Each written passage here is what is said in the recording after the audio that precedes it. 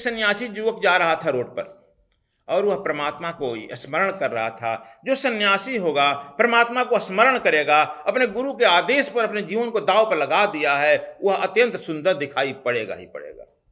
अंतर और बाहर सुंदर दिखाई पड़ेगा।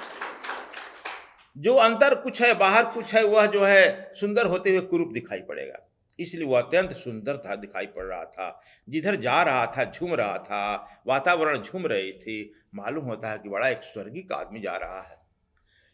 एक महल से निकल रहा था भिक्षा लेकर के, तब तक से उस महल के ऊपर एक लड़की खड़ी थी। वह लड़की देखी और अपने पिता से जाकर कही कि पिताजी, वह जो जा रहा है झूमते हुए लड़का, बड़ा सुंदर मुझे मालूम हो रहा है। तब लड़की, वो इसी से मेरी शादी हो गई। अरे यार, राजा ने उस मंत्री से कहा कि देखो कौन युवक जा रहा है, मैं राजा हूं, यहाँ का मालिक हूं, और उसे अपनी इकलौती लड़की की शादी कर दो, उसका भाग बदल जाएगा, पकड़ कर लाओ। हमारी लड़की किसको पसंद कर ली रास्ते चलते। मंत्री बूढ़ा था, देखा दूर से, कहा कि महाराज वह आदमी नहीं है, युवक नहीं है। तब क्या है? लड़की बोली क्या है? कहा कि सन्यासी। सन्यासी क्या कहलाता है, युवक तो है। कहा कि युवक नहीं है, सन्यासी।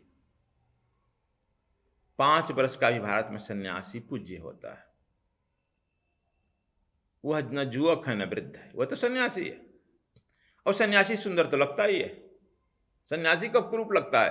राजा कहा क्यों बात बनाने में मंत्री विलंब कर रहा है, पकड़ो पल पकड़ो। कुछ पुलिस प्यादे छूटे और जाकर सन्यासी को पकड़ा। ऐसे रुको। कहा क्या है भाई?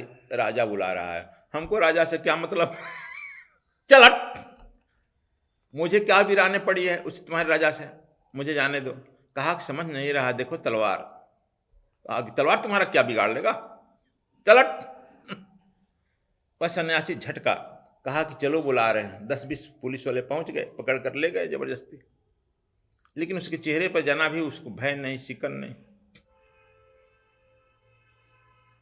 राजा कहा कि सन्यासी तुम सुंदर हो और तुमसे भी सुंदर है, देखो मेरे सामने लड़की खड़ी है, तुम्हारा आज भाग्य बदल गया। क्या? अच्छा हमारा भाग्य राजा बदल दिया? क्या? कहाँ बदल दिया? हमारा भाग्य तो पहले ही बदल चुका, अब बार बार बदलेगा। कहा कि हाँ नहीं, अब तुम्हारा भाग बदल चुका, मेरी इकलौती लड़की है, इसे शादी कर ले और पूरा राज्य का उत्तराधिकारी। कहा कि किससे राज शादी करने के लिए प्रस्ताव रखा राजा? कहा कि तुमसे। मैं तो हूं ही नहीं, मैं शरीर नहीं हूं। कहां तुम झूठा नाहक पड़ गया, सन्यासी हूं मैं, सन्यासी शरीर नहीं होता है। कहा कि बोलेगा फिलॉसफी, तलवार निकाला देखता है, अभी मारेंगे सर धड़ अलग हो जाएगा। सन्यासी बड़ा जोर से हंसा, युवक था, बड़ा जोर से हंसा। कहा हंस रहा है? कहा कि जी हाँ। क्यों? कहा कि सर आपकी मैं इंतजार कर रहा हूं कि आपकी तलवार चलेगी, मैं जगह दे दूंगा और आपकी तलवार सर को पार कर जाएगी, मेरा सर जमीन पर गिरेगा, मैं भी हंसूंगा और आप भी हंसेंगे।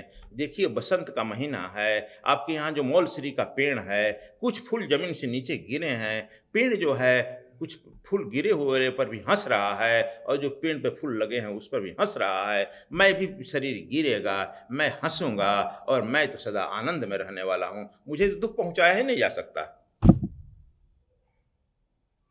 सन्यासी की यह बात सुनकर राजा कांप गया और अपनी राज कुर्सी से उठकर उसके पैरों में गिर गया। कहा कि ठीक कह रहे हो, तुम्हें दुख नहीं पहुंचाया जा सकता। ठीक कह रहे हो, तुम शरीर में नहीं हो। ठीक कह रहे हो, अब जो है लड़की अपना काम संभाले। सन्यासी, मैं भी तुम्हारा चेला बना, तुम्हारे पीछे लग गया। देखो वह राजा था, झटके से वह राजा को ज्ञान मिल गया। इसलिए सन्यास तो का मतलब ही होता है कभी शरीर में नहीं।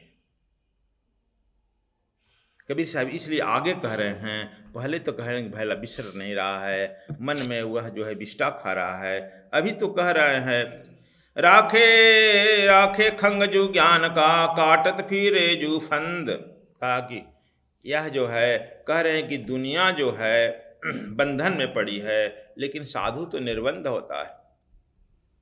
सन्यासी तो निर्बंध होता है, उसको कौन बंधन में डालेगा। राजन, अब राजा भी देखो उसके साथ चला गया।